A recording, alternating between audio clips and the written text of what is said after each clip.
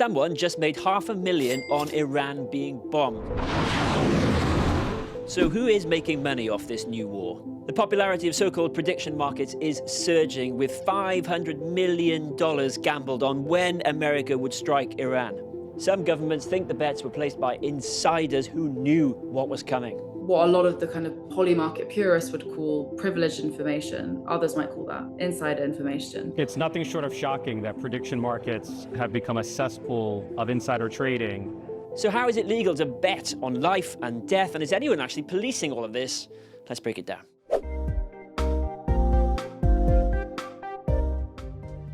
Polymarket isn't just any betting site. It's not like placing an accumulator on the weekend's football. The platform says it is now the world's largest prediction market. Users can bet on real-world events like sports, award shows, elections, you name it. I started with $5,675 and I've made almost $200,000. A lot of people think prediction markets is gambling, but it's not gambling. It's predicting based on news. More than $500,000 was made by a single account called Magamyman. They bet that Iran's supreme leader, Ali Khamenei, would be ousted just hours before a surprise airstrike killed him on Saturday. That plunged Iran into a war with America and Israel that's already seen hundreds killed and explosions across the Middle East. Since then, these prediction markets have come into sharp focus. One, Kalshi, is based in the US and says it's regulated with no betting on death. But Polymarket uses cryptocurrency and is based outside the US with anonymous users. So could bets be made by people who already know what's going to happen? People going and having an edge to the market is a good thing. That's the CEO of Polymarket, Shayne Coplan. He says it's important to be really clear where the line is drawn, but the door for it is open. It's sort of an inevitability that this will happen, and there's a lot of benefits from it, and people will adapt. But some US lawmakers say the platform allows people with classified information to profit. When Venezuela's President Maduro was captured, thousands of dollars had already been wagered on Polymarket about his future. And the Israeli government is investigating bets exchanged during the 12-day Iran war last year. Unlike heavily regulated sports betting, these markets exist in a legal grey area. But the US government believes they are now more like investment or trading platforms with looser rules. Even Donald Trump Jr. has a stake. Through his company, he's invested millions into Polymarket and is now an advisor. I'm going to speak to someone who's been investigating Polymarket and allegations of insider trading, Guardian writer Niamh Rowe. So, it's really caught fire and it's really caught people's attention, hasn't it, in the last few days because of what's happened in Iran? Yeah, in the last week, you've seen a massive surge in activity on Polymarket and Kalshi, but particularly Polymarket. And that's because Polymarket allows users to bet explicitly on war-related markets. And so now when you go on Polymarket, go on it today and you'll see the homepage is completely plastered with Iran-related war markets. I don't really know the exact terminology to call them, but and that could be, anything from who will be the next supreme leader to, when the next strikes will be. That's a real contrast to not long ago, even 2 or 3 months ago, where, these sites were primarily, and they still are primarily, about sports betting and essentially betting on crypto prices. Yeah, with Iran in particular, there was one trade, wasn't there? One bet that was actually correct, and they managed to bet that the supreme leader was going to be ousted.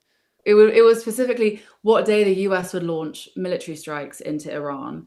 And these markets had been open for months, but there was a cluster of activity on February 28th, the day it happened, of accounts that had all the hallmarks of slightly suspicious activity. And so overall, this market had more than $500 million of bets wagered. It's cryptocurrency, it's anonymized accounts and all the rest of it, but you seem pretty good at finding out who some of these people actually are. The story that I was writing in January, I was able to find a user who was split across 3 accounts, and they had bet over $150,000 on Israel's military strikes in Iran. And the bulk of that was lodged within 5 hours of Israel striking Iran in January. And that had been going on since the 12-day war of June last year. And I was able to find, after like layer upon layer of blockchain transaction, I was able to find a very specific username, look that up on X, speak to a few people, and I found the account was located in kibbutz in northern Israel. And since then, the IDF has, the Israeli authorities have identified an IDF soldier working in tandem with a civilian. So could this be an incentive for people inside the Trump administration, for instance, to bet on something they know is already going to happen?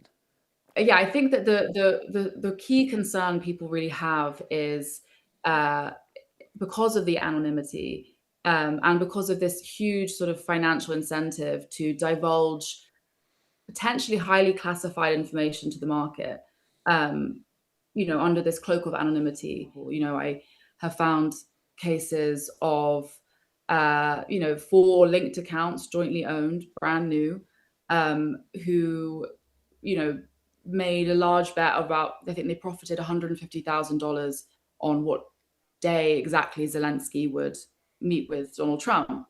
And there's certain clues in the blockchain that they may be based in Ukraine. And so I think the fear is that, how do these markets begin to influence policy making, diplomacy? You think, Niamh, it's not just that people may already know the answer to the thing that they're betting on, but the fact they're betting may influence them to make that decision? I think that if you have a market available to you, that you are sitting on what a lot of the kind of polymarket purists would call privileged information, others might call that insider information. I think that it's tempting to, wage a last minute bet under a completely anonymous crypto wallet. The CEO of Polymarket, Shayne Coplan, has voiced that he would like to see a world where potentially you have warring countries turning to the markets to look at what their opponent is planning next, or what could be happening. How useful are these markets really in terms of finding out what is going to happen? Because the founder of Polymarket said it's the most accurate thing we have as mankind. They have a track record of being very successful when it comes to political elections. Polymarket called Donald Trump's win in 2024 before polls did. I guess, in that regard, we all complain about how inaccurate polls can be. And I think that this notion of put your money where your mouth is, remove your bias by essentially having skin in the game, could be great in a political dimension. But the Polymarket has added a disclaimer this week to Middle East related markets, saying that, we have spoken to people who are being affected by these attacks, and they really value these markets as a source of immediate, 24-hour information.